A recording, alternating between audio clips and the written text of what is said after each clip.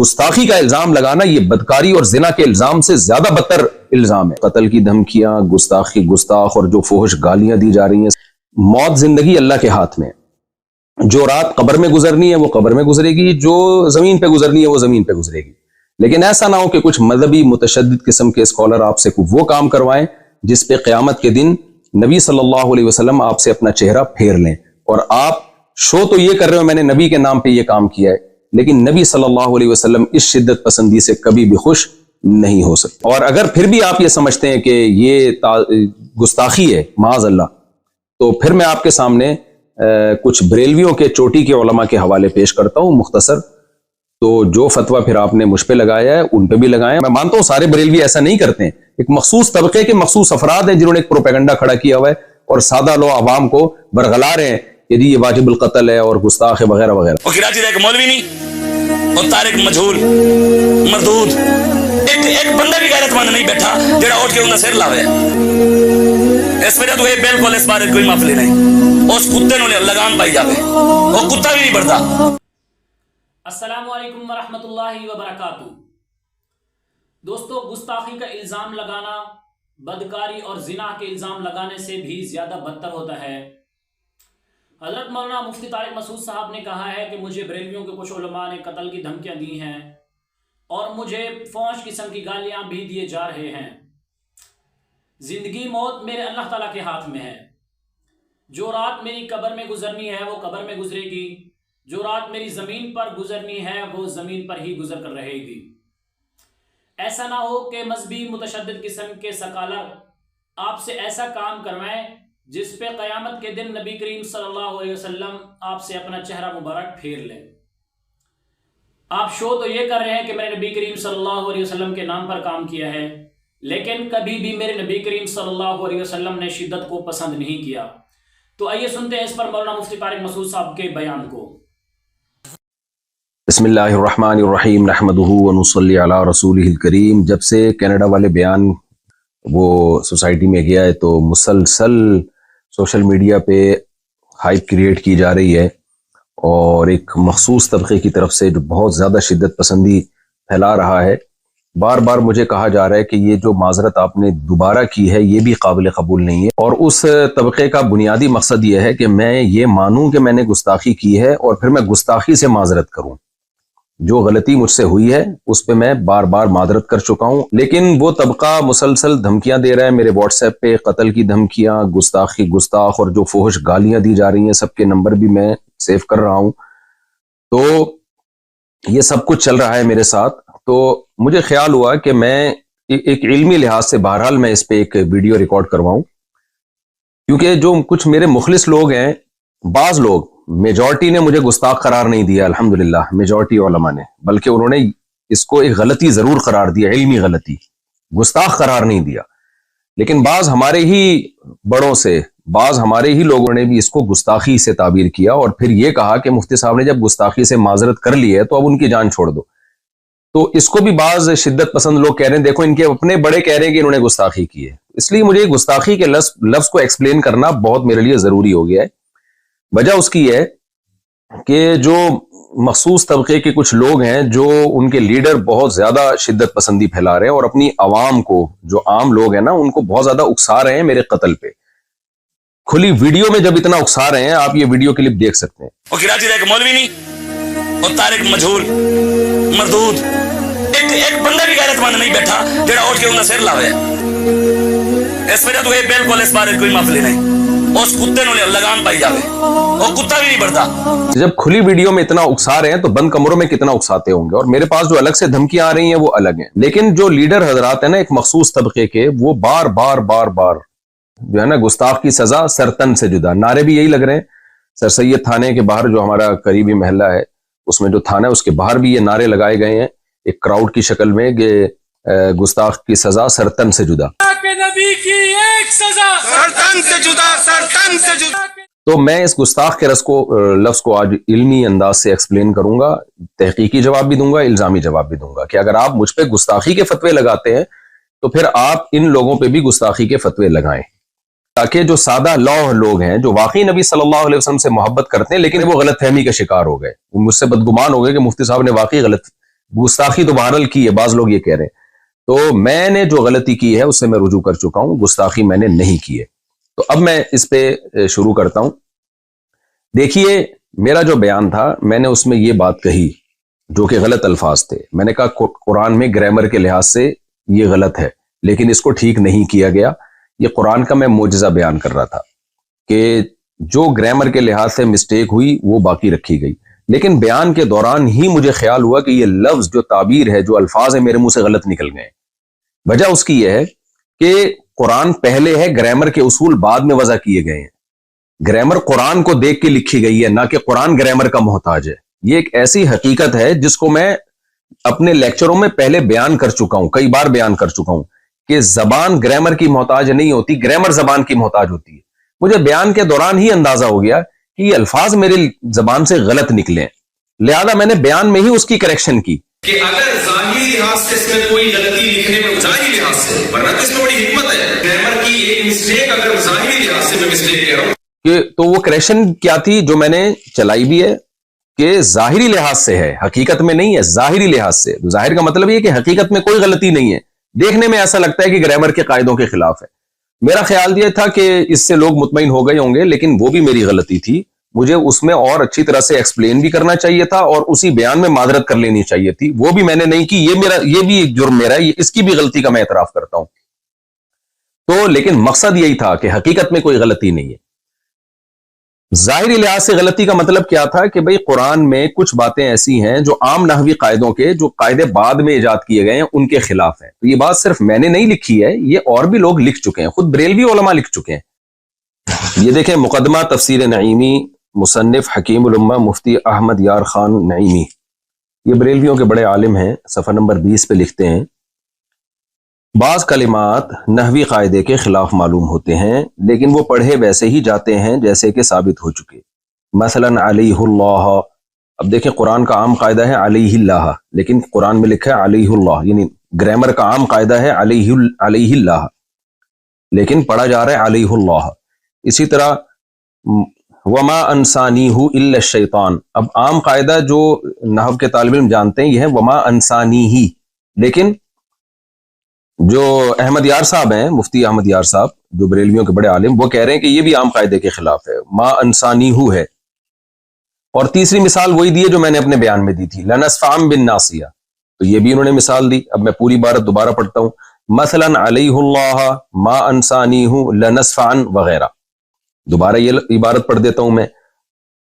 یہ لکھتے ہیں بریلویوں کے عالم، بعض کلمات نحوی قاعدے کے خلاف معلوم ہوتے ہیں لیکن وہ پڑھے ویسے ہی جاتے ہیں جیسے کہ ثابت ہو چکے، مثلا علیہ اللہ ما انسانیہ لنصفعن وغیرہ۔ تو محترم نے بھی یہ فرمایا کہ نحوی قاعدے کے خلاف معلوم ہوتے ہیں، جبکہ میں نے کیا کہا تھا، بظاہر گرامر کے خلاف ہیں، بظاہر گرامر کے لحاظ سے غلط ہیں، تو میں نے تو پھر بھی بظاہر کا لفظ لگا دیا تھا۔ تو میں پھر بھی مانتا ہوں کہ میری غلطی تھی، مجھے بہت اچھی طرح سے ایکسپلین کرنا چاہیے تھا اور اسی وقت اپنے الفاظ سے رجوع کر لینا چاہیے تھا، لیکن بعد میں نے رجوع ریکارڈ کروایا، اس کی کیا وجوہات تھی، یہ بھی میری غلطی ہے، اس میں بغیر تعویل کے اس کو بھی اپنے کھاتے میں ڈالتا ہوں میں۔ لیکن اس عمل کو آپ گستاخی نہیں قرار دے سکتے، اگر آپ نے گستاخی قرار دینا ہے پھر بریلوی کے ان عالم کے عمل کو بھی اور ان کی عبارت کو بھی آپ گستاخی قرار دیں۔ اور میں نے تو ان الفاظ سے توبہ کر لی، ان عالم نے تو توبہ بھی نہیں کی، اب تک تو ہمارے پاس کوئی ایسا ریکارڈ نہیں ہے کہ انہوں نے الفاظ سے توبہ کی ہو۔ تو اصل مدعا میرا یہ ہے کہ نہ میرے الفاظ کو آپ گستاخی پر لے جا سکتے ہیں، نہ تفسیر نعیمی کے مصنف کے الفاظ، بریلوی عالم کے الفاظ کو آپ گستاخی قرار دے سکتے ہیں۔ آپ ان کے الفاظ کو بھی علمی غلطی قرار دے سکتے ہیں، میرے الفاظ کو بھی علمی غلطی قرار دے سکتے ہیں، یہ علمی غلطی قرار دینے پر ہمیں کوئی اعتراض نہیں ہے، لیکن آپ اس عمل کو گستاخی مت قرار دیں، کیونکہ اگر یہ ہے تو میں گستاخ ہوں تو پھر یہ بھی گستاخ ہیں، اور وہ تمام علماء گستاخ ہیں جنہوں نے اس علمی نقطے کو اس انداز سے بیان کیا ہے۔ دوسری روایت دیکھیں، عن ہشام بن عروۃ عن ابیہ قال سألت عائشة عن لحن القرآن ان هذان لساحران وعن قوله والمقيمين الصلاة والمؤتون الزكاة وعن قوله والذين هادوا والصابئون فقال يا ابن اختي هذا عمل الكتاب اخطأوا في الكتابة، رواه الطبری فی تفسیرہ جلد نمبر 1 صفحہ نمبر 18۔ علامہ طبری رحمہ اللہ تعالیٰ اپنی تفسیر کی جلد نمبر 1 صفحہ نمبر 18 میں لکھتے ہیں، اور یہ روایت مصنف ابن ابی شیبہ میں بھی ہے، فرماتے ہیں کہ عبداللہ بن زبیر جو حضرت عائشہ کے بھانجے تھے، انہوں نے سیدہ عائشہ رضی اللہ تعالی عنہا سے قرآن کی بعض آیتوں کے متعلق پوچھا. ظاہر ہے وہ آیتیں عام گرامر قاعدوں سے ہٹ کر تھیں. تو حضرت عائشہ رضی اللہ تعالی عنہا سے ان کی جب تفسیر پوچھی تو حضرت عائشہ نے فرمایا کہ یبن اختی، اے میرے بھانجے، ھذا عمل الکتاب اخطئوا فی الکتابہ، یہ کاتبوں کا عمل ہے جنہوں نے کتابت میں خطا کی ہے. تو یہاں بھی سیدہ عائشہ کا مطلب، خطا کا مطلب یہ نہیں ہے کہ سچی مچی میں غلطی کی ہے، وہ خطا یہ بیان کرنے کے لیے بتا رہی ہیں کہ یہ جو عام قاعدے جو گرامر کے اصول کیے گئے ہیں، یہ عام قاعدوں سے ہٹ کر انہوں نے اس کو لکھا ہے. جمہور حضرات نے یہی مفہوم بیان کیا ہے اس کا. تو یہاں بھی میں یہ کہوں گا کہ کیا آپ سیدہ عائشہ کو بھی معاف نہیں کرو گے؟ آپ یہ کہو گے انہوں نے معاذ اللہ دعویٰ کیا کہ قرآن میں تحریف ہوئی ہے، قرآن کو غلط لکھا گیا ہے اور قرآن کی کتابت کے طریقے غلط تھے.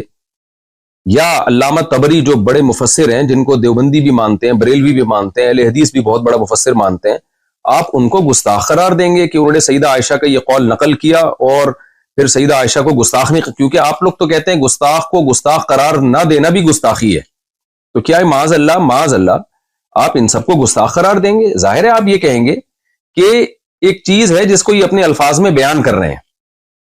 اور پھر میں بار بار بتاؤں، یہ سب کا امت کا اتفاق ہے. میں مفسرین کے حوالے بھی دے سکتا ہوں اور میرے پرانے بیانات بھی مل جائیں گے اس پر کہ گرامر قرآن کی محتاج ہے، قرآن گرامر کا محتاج نہیں ہے. اس زمانے میں عربی کے قواعد و ضوابط منضبط نہیں کیے گئے تھے، گرامر کو بعد میں وضع کیا گیا ہے.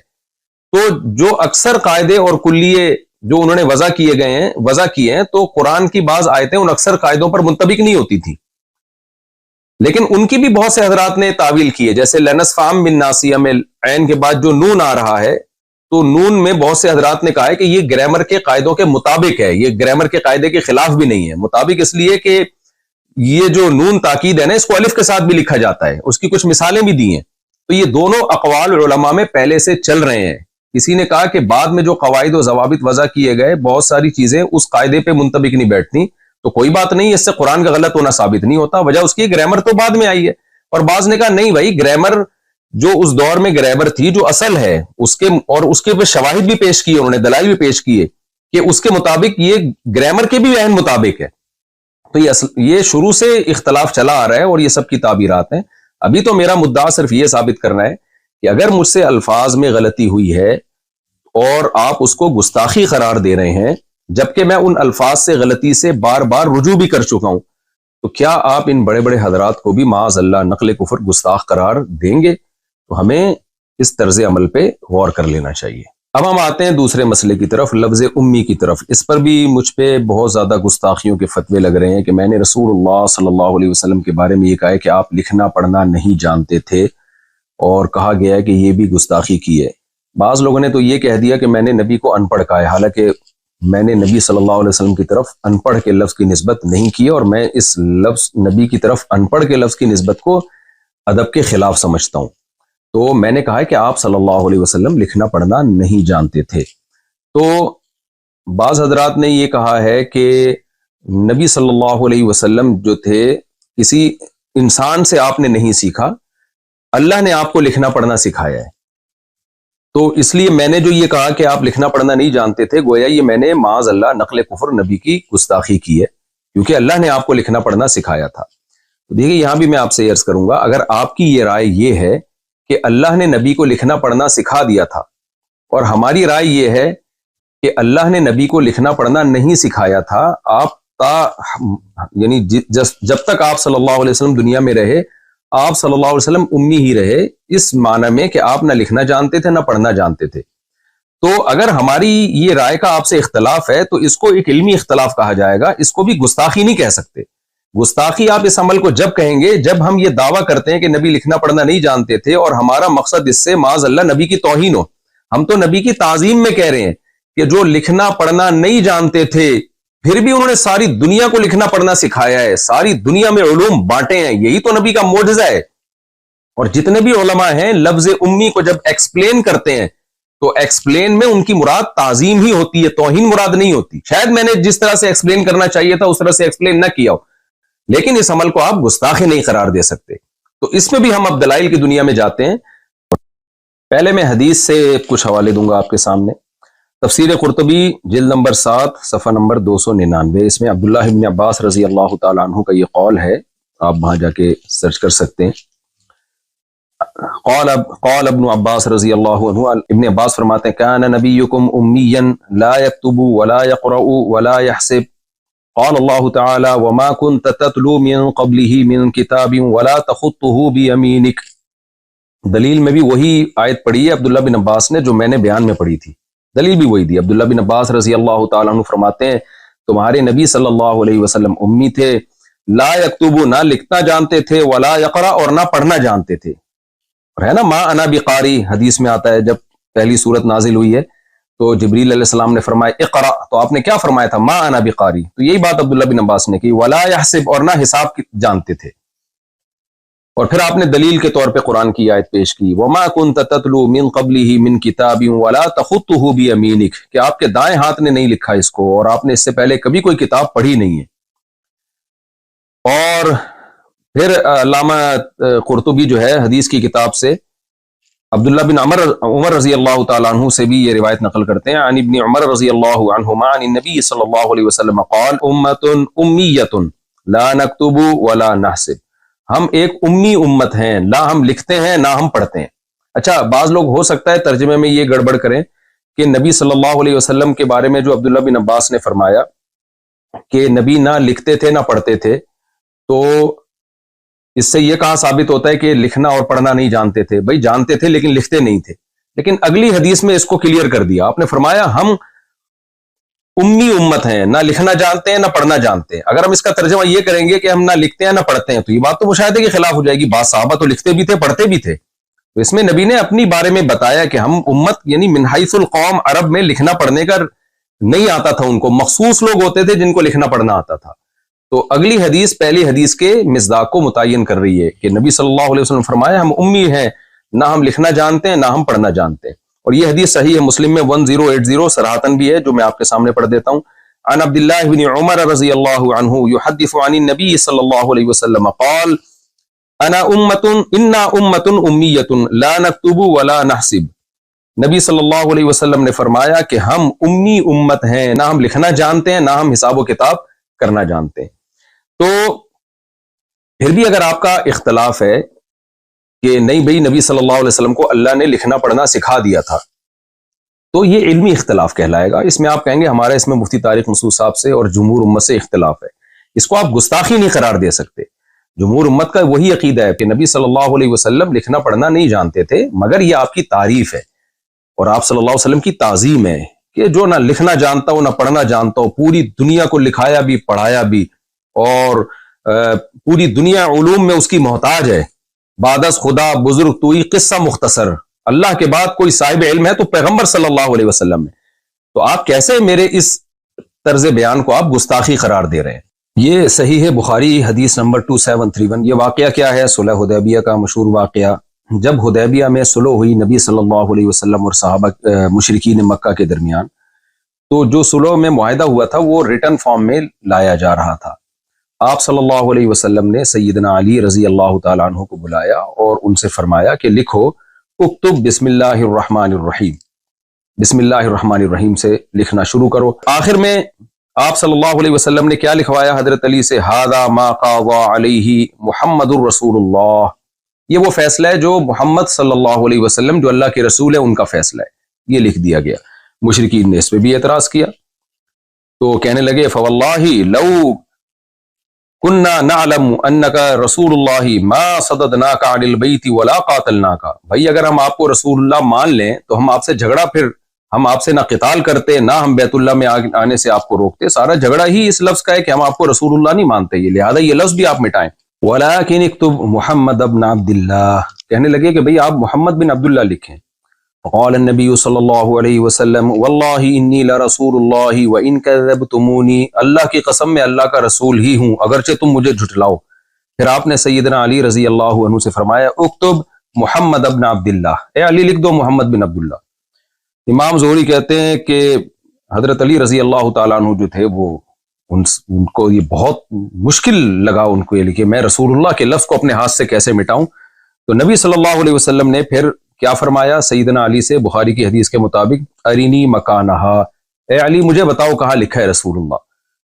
فَأَرَاهُ مَكَانَهَا، حضرت علی نے بتایا نبی کو، فَمَحَاهَا، نبی نے اپنے دست مبارک سے اس کو مٹا دیا۔ اس سے بھی صاف پتہ چلتا ہے بھائی اگر ہمارے نبی صلی اللہ علیہ وسلم لکھنا جانتے یا پڑھنا جانتے تو آپ سیدنا علی سے کیوں پوچھتے کہ مجھے بتاؤ کہاں لکھا ہوا ہے؟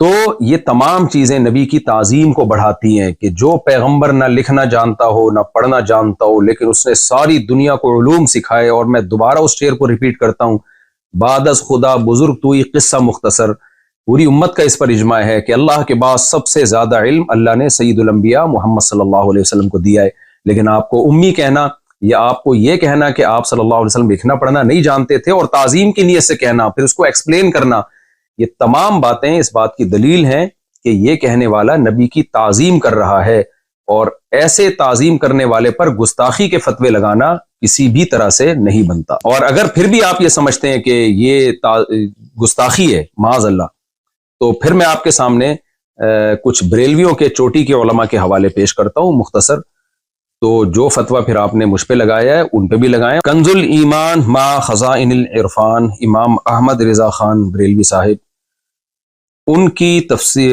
انہوں نے قرآن کی جو آیت ہے فآمنوا باللہ ورسولہ النبی الأمی الذی یؤمن باللہ وکلماتہ، اس آیت کی تفسیر میں لکھتے ہیں اللہ اور اس کے رسول بے پڑھے غیب بتانے والے، الامی کا ترجمہ انہوں نے کیا بے پڑھے، حالانکہ میں نے بے پڑھے کا مطلب اردو میں ان پڑھ ہی سمجھا جاتا ہے، جبکہ میں نے تو لفظ بے پڑھے استعمال نہیں کیا، میں نے تو کہا آپ صلی اللہ علیہ وسلم لکھنا پڑھنا نہیں جانتے تھے، جبکہ جناب احمد رضا خان بریلوی نے تو بے پڑھے کا لفظ نبی صلی اللہ علیہ وسلم کے لیے استعمال کیا ہے۔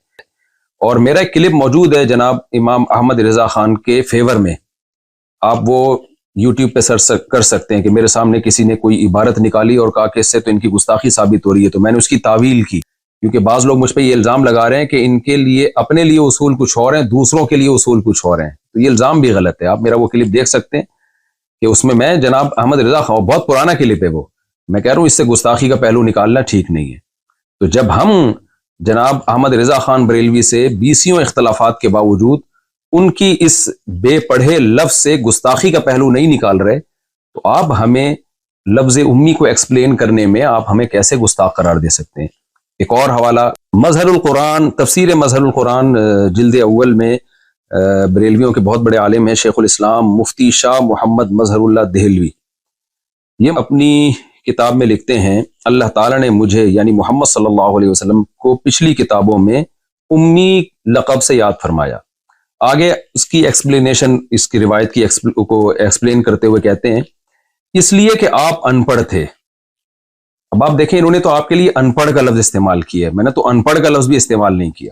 پھر آگے کہتے ہیں یا اس وجہ سے کہ آپ ام القریٰ یعنی مکہ میں پیدا ہوئے تھے، ان پڑھ ہونا حضور کے لیے بڑا فخر ہے، نہ کہ نہ پڑھے نہ لکھے اور وحی کے ذریعے سے بڑے بڑے لوگوں کو دنیا اور دین کے انتظام سکھائے۔ دوبارہ میں ان کے الفاظ کو ریپیٹ کر دیتا ہوں، کہتے ہیں اس لیے کہ آپ صلی اللہ علیہ وسلم ان پڑھ تھے، اور پھر آگے فرمایا کہ حضور کی ان پڑھ ہونا حضور کے لیے بڑا فخر ہے کہ نہ پڑھے نہ لکھے اور وحی کے ذریعے سے بڑے بڑے پڑھے لکھوں کو دنیا اور دین کے انتظام سکھائے۔ یہی بات تو ہم پورے بیان میں کہتے رہے ہیں، پھر بھی ہم نے ادب میں ان پڑھ کا لفظ استعمال نہیں کیا، لیکن جو بریلویوں کے یہ بڑے عالم ہیں انہوں نے تو ان پڑھ کا لفظ بھی استعمال کر لیا اور نہ پڑھے نہ لکھے کا لفظ بھی استعمال کر لیا، اور ان کو اس طرح کی عبارتوں کو ہم نے یہی کہا ہے کہ بھائی ان کا مقصد نبی کی تعظیم تھی، توہین نہیں تھی۔ پورا میرا بیان جو کینیڈا میں ہوا ہے پورا نبی کی تعظیم اور قرآن کی صداقت میں بیان ہوا ہے۔ آپ مجھے گستاخ قرار دیتے ہیں میرے ان جملوں کی وجہ سے، تو پھر آپ ان بزرگوں کی طرف بھی آئیے اور ان کو بھی آپ گستاخ قرار دیں۔ فتاوی رضویہ جلد نمبر 14 صفحہ نمبر 237، اس میں جناب احمد رضا خان بریلوی صاحب لکھتے ہیں کیا یحرفون الکلم عن مواضعہ کے سر پر سینگ ہوتے ہیں؟ اب آپ بتائیے قرآن مجید کی آیت کے لیے یہ الفاظ استعمال کرنا، یحرفون الکلم عن مواضعہ کے سر پر سینگ ہوتے ہیں، کیا اس سے بے ادبی نہیں جھلکتی؟ لیکن ہم تو تعویل کرتے ہیں کہ بھائی ان کا مقصد بے ادبی نہیں تھا، زور خطابت میں اور قلم کے زور میں انہوں نے ایک بات بیان کی اور مقصد سامنے والے کی بے ادبی تھی۔ لیکن اول نظر میں آپ کو کیا لگ رہا ہے؟ دوبارہ میں پڑھ دیتا ہوں، یہ کیا کہتے ہیں یحرفون الکلم عن مواضعہ، کیا یحرفون الکلم عن مواضعہ کے سر پہ سینگ ہوتے ہیں؟ یعنی ایسے ہی ہے جیسے کوئی کہہ لے کیا سورہ اخلاص کے سر پہ سینگ ہوتے ہیں، کیا قل ہو اللہ کے سر پہ سینگ ہوتے ہیں، کیا سورہ فلق کے سر پہ سینگ ہوتے ہیں؟ تو آپ دیکھیں کہ یہ انداز بیان کیسا ہے. کیوں ہمارے جو بریلویوں میں جو متشدد حضرات ہیں اس کی تعویل کرتے ہیں؟ اسی لیے تعویل کرتے ہیں کہ وہ کہتے ہیں ان کی نیت یہ نہیں تھی. تو جب بھائی آپ کے لوگ اگر کوئی ایسا لفظ استعمال کریں جس سے گستاخی جھلک رہی ہو، لیکن آپ اس کو نیت کو ایکسپلین کرنے کا موقع بھی دیتے ہیں، ڈیفینڈ بھی کرتے ہیں، تو اگر یہ کام کسی دوسرے سے ہو جائے تو یہ کیا بات ہے کہ بھائی دوسروں کے لیے اصول کچھ اور اپنے لیے اصول کچھ اور. یہ تو دو باتیں جن کی بیس پہ مجھ پہ گستاخیوں کے الزام لگے، ان کو میں نے ذرا ایکسپلین کیا ہے. اب میں تیسری بات کی طرف آتا ہوں. شریعت کا دیکھیں ایک اصول ہے کہ ایک شخص جو نبی صلی اللہ علیہ وسلم پر ایمان رکھتا ہے، نبی کی دعوت اور تبلیغ کے لیے دنیا میں نکلا ہوا ہے. میرے سفر 99% دین کی دعوت اور تبلیغ کے لیے ہوتے ہیں، نبی کی عظمت کو بیان کرنے کے لیے، قرآن کی صداقت کو بیان کرنے کے لیے ہوتے ہیں. ایسے شخص سے اگر کوئی ایسا لفظ نکل جائے کہ جس میں گستاخی کا پہلو نکل رہا ہو اور اس کی تعویل کی جائے تو گستاخی کا پہلو نہیں نکل رہا ہو، تو شریعت کیا کہتی ہے کہ آپ کسی شخص کے کلام کو گستاخی پر محمول کریں یا اس کی کوئی تعویل کریں کسی ایسے شخص کے کلام کو جو کلمہ گو مسلمان ہے. شریعت کیا کہتی ہے اس بارے میں؟ یا اس کو سلپ آف ٹنگ پہ محمول کریں آپ کہ بھئی زبان کی خطا ہے، یہ بیان کرنے کی خطا ہے. ظاہر ہے ساری دنیا کے علماء اس پر متفق ہیں کہ اس کی تعویل کی جائے گی، اس کو کافر نہیں قرار دیا جائے گا، اس کو گستاخ نہیں قرار دیا جائے گا. گستاخی کا الزام لگانا یہ بدکاری اور زنا کے الزام سے زیادہ بدتر الزام ہے. وہ تو بہت بڑا جرم ہے جس کی نسبت آپ کر رہے ہیں. تو اتنے بڑے جرم کے لیے ثبوت اور شواہد اسی حساب سے ہونے چاہیے. فوائد السالکین میں صفحہ 278 کے حوالے سے یہ بات لکھی ہوئی ہے. خواجہ معین الدین چشتی قدس سرہ نے فرمایا کہ میں حضرت مخدوم شیخ یوسف چشتی قدس سرہ کی خدمت میں حاضر تھا کہ ایک شخص بیعت کے ارادے سے آیا. خواجہ کے قدموں میں اپنا سر رکھا اور عرض کیا کہ بیعت کے لیے حاضر ہوا ہوں. خواجہ پر کیفیت طاری تھی. فرمایا کہ اگر تم کہو کہ لا الہ الا اللہ چشتی رسول اللہ تو میں تمہیں مرید کر لوں. چونکہ وہ شخص دھن کا پکا اور سچا تھا، اس نے فوراً اقرار کر لیا. خواجہ نے بیعت کے لیے اسے اپنا ہاتھ دیا اور اسے بیعت کر لیا. پھر فرمایا کہ سنو میں کون ہوں اور کیا ہوں. محمد رسول اللہ صلی اللہ علیہ وسلم کے دربار کے کمینے غلاموں میں سے ایک ہوں. کلمہ وہی ہے مگر میں نے تیرے کمال اور اعتقاد اور صدق کو آزمایا تھا. یہاں معین الدین چشتی اور ان کے شیخ یوسف چشتی ان کا یہ واقعہ ہے. مقصد ابھی مجھے لا الہ الا اللہ چشتی رسول اللہ کا ڈیفینڈ کرنا یا اس کی مخالفت یا حمایت نہیں ہے، وہ ٹاپک سے بات ہٹ جائے گی. بتانا صرف یہ ہے کہ جو بریلوی حضرات میں جو شدت پسند لوگ ہیں جو مجھے گستاخ رسول قرار دے رہے ہیں، اور میرا دعویٰ یہ ہے کہ جب بھی کوئی شخص ایسے کلمات کہتا ہے تو اس کو ایکسپلینیشن کا موقع دیا جائے گا کہ آپ کی مراد کیا تھی. یہاں لا الہ الا اللہ چشتی رسول اللہ انہوں نے پڑھا، مرید کو اس بیس پہ بیعت کیا، پھر ڈیفینڈ کیا کہ میرا کلمہ وہی ہے جو لا الہ الا اللہ محمد رسول اللہ ہے. تو آپ اس ایکسپلینیشن کو مانتے ہیں کہ نہیں مانتے؟ انہوں نے جو پہلا لفظ تھا نا لا الہ الا اللہ چشتی رسول اللہ، اس میں رسول اللہ کے لفظ میں تعویل کی کہ وہاں رسول اللہ سے میری مراد اللہ کا نبی ہونا نہیں ہے. یہ تعویل ٹھیک ہے غلط ہے، میں اس بحث میں نہیں جا رہا. میں یہ عرض کر رہا ہوں کہ آپ معین الدین چشتی کے شیخ کی اس تعویل کو قبول کرتے ہیں، اسی وجہ سے آپ ان کو گستاخ قرار نہیں دیتے. یہ کام اگر کسی اور سے ہوتا ہے اور لگتا ہے کہ اس نے گستاخانہ لفظ استعمال کیے ہیں، اس کو ایکسپلینیشن کا موقع آپ کیوں نہیں دیتے اور اس کی ایکسپلینیشن کو آپ قبول کیوں نہیں کرتے؟ کچھ متشدد قسم کے مذہبی اسکالر اپنی عوام کو اکسا رہے ہیں، ابھار رہے ہیں، ان کی عوام ان کی تقریریں سن کے ہائپر ہو رہی ہے اور وہ مجبور کر رہے ہیں کہ بھئی مفتی طارق مسعود صاف لفظوں میں معافی مانگے. اور صاف لفظوں سے ان کی مراد یہ ہے کہ یہ مانیں کہ میں نے گستاخی کی ہے اور میں گستاخی سے رجوع کرتا ہوں. تو خوب سمجھ لیں کسی شخص پہ بدکاری اور زنا کا الزام لگ جائے، یہ الزام اتنا سنگین نہیں ہے جتنا یہ الزام سنگین ہے کہ میری طرف یہ نسبت کی جائے کہ میں نے نبی صلی اللہ علیہ وسلم کی شان میں یا قرآن کی شان میں گستاخی کی ہے. یہ زیادہ بڑا الزام ہے. زانی زنا کرنے والا کافر نہیں ہو جاتا، لیکن گستاخی ایک ایسا جرم ہے کہ اس سے انسان اسلام سے خارج ہو جاتا ہے، مرتد ہو جاتا ہے. میں جب 18 سال کی عمر میں مدرسے میں داخلے کے لیے آیا ہوں تو اپنے آپ کو میں نے وقف کیا دین کی خدمت کے لیے، اور پھر پیچھے ہم نے پلٹ کے نہیں دیکھا. تو کیا ایسا شخص یہ مان لے گا کہ میں گستاخ ہوں یا میں نے گستاخی کی ہے؟ ایک عام ادنا سا مسلمان اس لفظ سے نفرت کرتا ہے، وہ کبھی گستاخی کی نسبت برداشت نہیں کرے گا. تو یہ ہلکا جرم نہیں ہے نبی صلی اللہ علیہ وسلم کی شان میں گستاخی. جب جرم کی نوعیت سنگین ہوتی ہے تو اس کے لیے ثبوت کے لیے بھی سنگین قسم کے شواہد چاہیے ہوتے ہیں. لہذا میں یہ نہیں تسلیم کرتا کہ میں نے گستاخی کی ہے. جو غلطی مجھ سے ہوئی ہے اس پہ میں معذرت کر چکا ہوں. اور آخر میں جو متشدد قسم کے مذہبی اسکالر اتنی وضاحتوں کے بعد بھی اپنی عوام کو اکسا رہے ہیں کہ قتل ناموس رسالت اور گستاخی جو نبی کا گستاخ ہے اس کو قتل کر دیا جائے، تو میں اپنی بات کو ریپیٹ کرتا ہوں کہ یہ سادہ لوح عوام جو واقعی نبی سے محبت کرتی ہے لیکن اپنے کچھ متشدد مذہبی اسکالر کی باتوں میں آ کے ہائپر ہو رہی ہے، میری ان سے گزارش ہے کہ آپ اپنے ان مذہبی لیڈروں سے کہیے کہ حضرت یہ قتل کا کام پھر آپ بنفس نفیس کریں، کیونکہ جب کوئی کسی کو قتل کرتا ہے تو پولیس کیس بنتا ہے، اس کو بھی پھانسی ہوتی ہے، وہ بھی جیل کی کوٹریوں میں جاتا ہے. تو حضرت جنت میں جانے کا شوق صرف آپ ہمیں کیوں دلا رہے ہیں؟ آپ خود یہ کام کیوں نہیں کر لیتے؟ آپ خود جائیں، مفتی طارق مسعود صاحب کو آپ قتل کرنے کی کوشش کریں اور جنت کمانے کی آپ کوشش کریں. تو ایسا نہ ہو آپ اپنے مذہبی متشدد قسم کی لوگوں کی باتوں میں آ کے کوئی ایسا اقدام کر لیں. موت زندگی اللہ کے ہاتھ میں، جو رات قبر میں گزرنی ہے وہ قبر میں گزرے گی، جو زمین پہ گزرنی ہے وہ زمین پہ گزرے گی. لیکن ایسا نہ ہو کہ کچھ مذہبی متشدد قسم کے اسکالر آپ سے وہ کام کروائیں جس پہ قیامت کے دن نبی صلی اللہ علیہ وسلم آپ سے اپنا چہرہ پھیر لیں. اور آپ شو تو یہ کر رہے ہو میں نے نبی کے نام پہ یہ کام کیا ہے، لیکن نبی صلی اللہ علیہ وسلم اس شدت پسندی سے کبھی بھی خوش نہیں ہو سکتے. اور آخر میں ایک بات میں سیکولر اور لبرل لوگوں کے لیے بھی کروں گا جو میرے بارے میں یہ الزام لگا رہے ہیں، لو آپ اپنے دام میں سیاد آ گیا اور کہہ رہے ہیں کہ یہ مولوی پہلے ہی لوگوں کو تشدد سکھاتے تھے اور خود اب اس جال میں پھنس گئے ہیں. آپ میرے پرانے کلپ دیکھ سکتے ہیں کہ سیالکوٹ والے کیس میں، جنید جمشید والے کیس میں، آسیہ بی بی والے کیس میں اور جتنے اس قسم کے کیس ہوئے ہیں، اس وقت ہم جو بات کر رہے تھے وہی بات میں ابھی بھی کر رہا ہوں. ہمارا بیان بدلا نہیں ہے. ہاں کوئی بہت پرانا بیان جس میں کوئی شدت کا کوئی عنصر تھا تو وہ فوراً ہی میں نے رجوع بھی ریکارڈ کرا لیا. تو میرے جتنے بیان آپ کو 8-10 سال پرانے تک ملیں گے اس میں یہی دعویٰ ہے کہ گستاخی ایک بہت بڑا جرم ہے. گستاخی کو ثابت کرنے کے لیے شواہد اور دلائل بہت مضبوط ہونے چاہیے، اور یہ کام کورٹ کا ہے، عوام کا کام نہیں ہے.